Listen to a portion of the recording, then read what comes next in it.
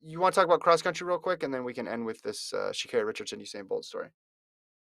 Yeah, so the big guns are now out running.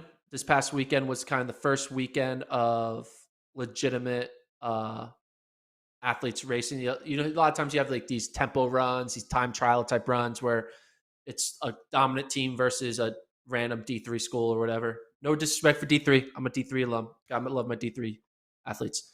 But the marquee event, there were two good races. There's one in Stillwater and one in Tallahassee. Mhm. Stillwater was a Cowboy Jamboree.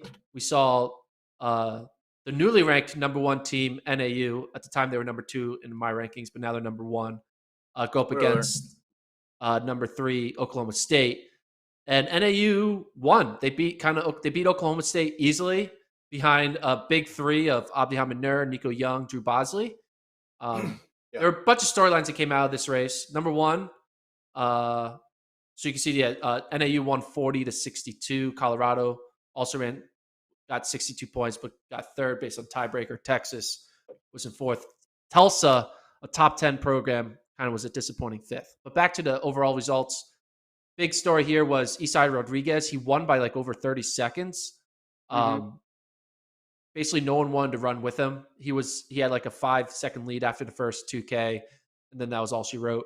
So Isai definitely trying to show that he's prepared to go up against the Wesley Kiptus, Cooper Tears, Connor Mance to have a chance to win an individual title. The NAU guys kind of held back, ran well with Eduardo Herrera. And you look at NAU has a big situation. They have to replace two top 10 guys in Blaise Farrow and Luis Grijalva because all the other schools returned everyone except for NAU. So NAU is going to be looking at Drew Bosley to run basically the Hmm. way he ran in 2019, which so far he's looking good here as a strong number three man. And George Yeah. Kush, who finished 13th in this race. He's a transfer from not New Mexico, from Nebraska. He's a Big Yeah. Ten. He won the Big Ten XC champs, but then finished 200th at NCAAs. So if Mike Smith can find a way to get George Kush to run like the Big Ten champ and be a solid number four runner for NAU, it's gonna be hard for Notre Dame or Oklahoma State or Colorado or any of these teams to beat NAU once again. Which is they're going for what, number 5 in 6 years? Is that what this is, or 4 in Yes. 6 years?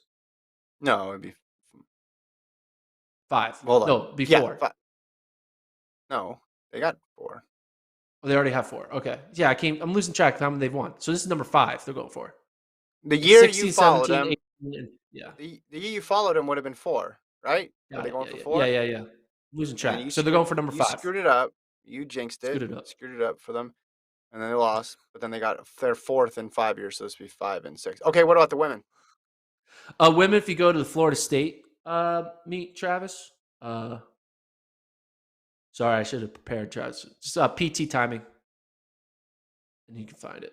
Anyway, BYU women, they one-handedly in Florida State. And we don't need to show the results, but BYU women dominated at Florida State. NC State women, they swept their home meet. Caitlin Tui won.